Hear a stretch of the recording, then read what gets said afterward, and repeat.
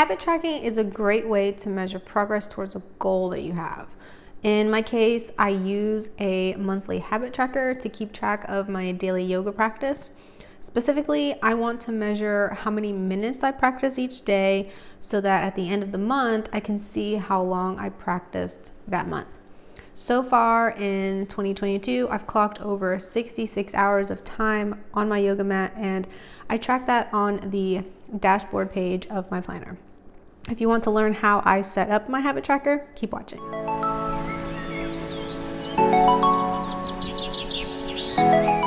All Erin Condren life planners have a page like this called a dashboard, and I'm going to be using the dot grid area to set up my yoga tracker.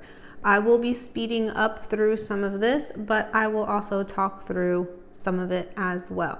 I will leave chapters so you can skip ahead to whatever part you would like to see.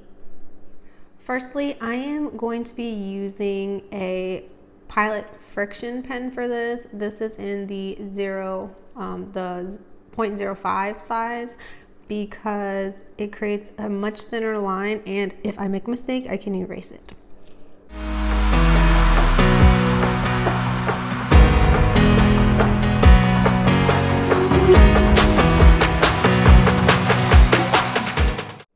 What I'm doing is making boxes that are 4 grid squares wide, and they're going to be 2 deep, and that's going to give me enough space to write in what I need to.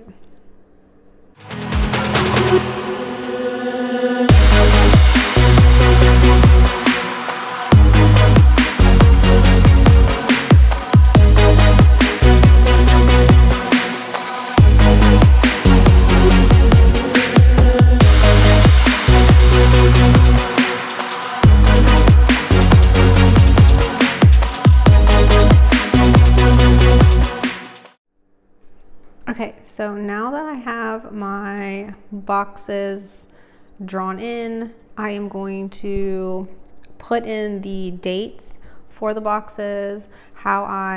This is basically how I set it up last month, and it worked out well. I didn't want to refigure out how to do this. So I'm going to do the dates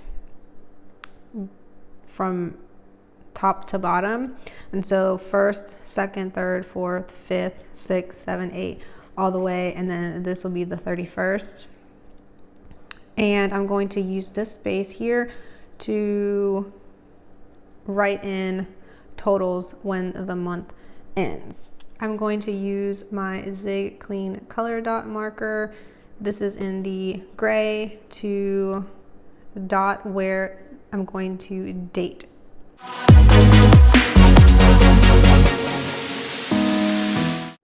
Because I don't want to fight the colors that are already on this October page.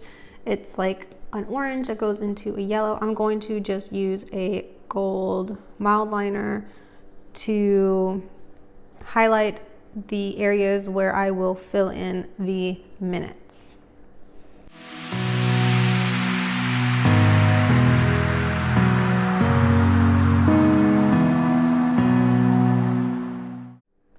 Okay, and I'm going to use the mild vermilion orangey color for this box because this is the box that I'm using to label what this tracker is, and then I will use this box for the total.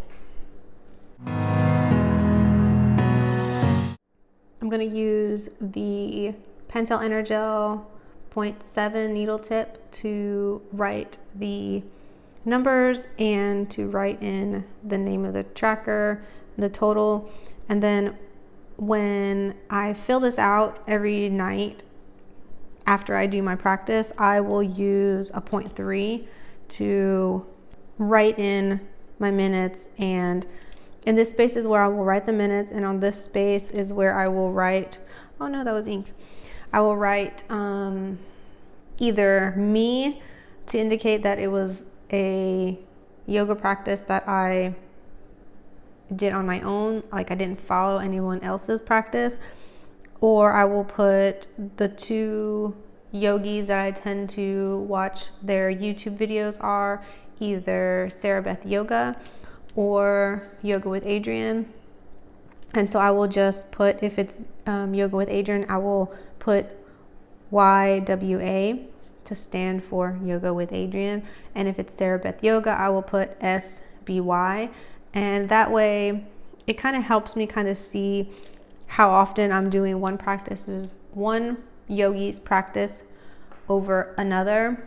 I tend to lean heavily on Sarah Beth Yoga only because the way she talks through the practice is a little bit more calm, and there's music playing, and if I've had a day, most days are full of noise and consuming, I want my yoga practice to be as quiet as possible. I am a highly sensitive person, so that's why that sort of thing is important to me.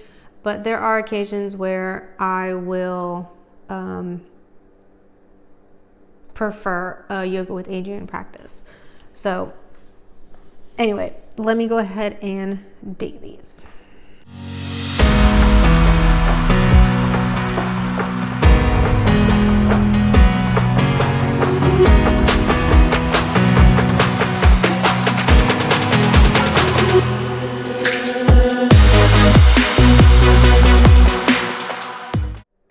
Okay, there you have it. If you want to stay connected with me to see how I do throughout the month in filling this out, I tend to post a mid-month update on Instagram to share like how it's been going so far, and then I always share at the end of the month how the month went. So if you liked this video, give it a thumbs up and subscribe if you aren't already, if you would like to see more functional planning tips for moms.